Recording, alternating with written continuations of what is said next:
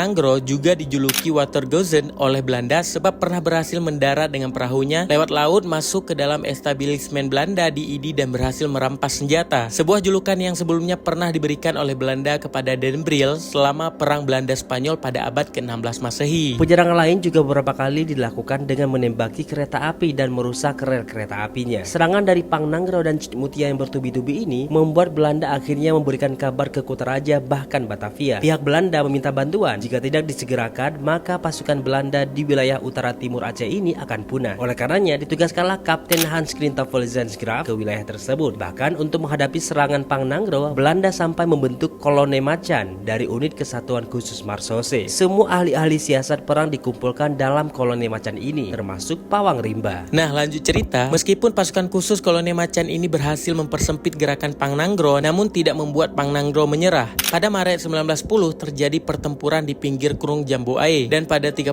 Juli juga terdapat pertempuran di Bukit Hagu dan Payasurin. Pertempuran demi pertempuran terjadi hingga pada suatu sore di tanggal 26 September 1910 pasukan Van Sloten sedang menyisir pinggiran rawa Payacicem Sampoinit Aceh Utara. Sementara Pangnangro dengan beberapa pasukannya tengah berada di dalam sebuah gubuk di wilayah Payacicem tersebut. Saat mengetahui bahwa Pangnangro berada di dalam gubuk tersebut, pasukan Van Sloten telah mengepung hingga kemudian mereka ditembaki dari segala arah. Pangnangro masih sempat maju, namun salah satu pasukan Marsose berhasil menembak dada Pangnangro hingga syahid dalam pertempuran tersebut. Sementara keberadaan Cutmutia memiliki dua versi nih. Pertama, berada bersama dengan Pangnangro dalam gubuk tersebut saat pertempuran. Namun Pangnangro meminta Cutmutia untuk lari dan menyelamatkan diri bersama dengan Teku Raja Sabi yang merupakan anak Cutmutia dengan almarhum Tengku Sikditunong yang baru berusia 5 tahun. Dalam versi lainnya diceritakan bahwa Cutmutia tidak berada di Payacicem tersebut. Lantas versi yang akurat yang mana nih teman Kongko? Share di kolom komentar ya.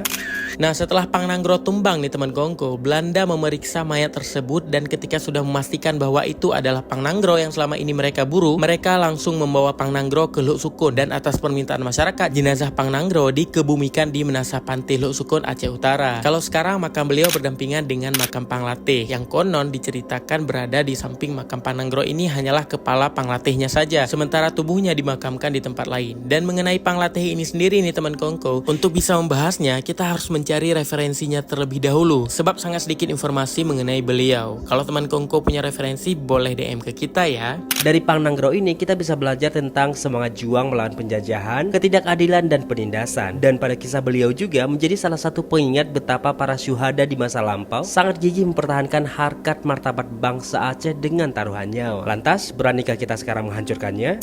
Next, kita bahas apa lagi? Narekom, nici komen be. Sampai jumpa di video lainnya.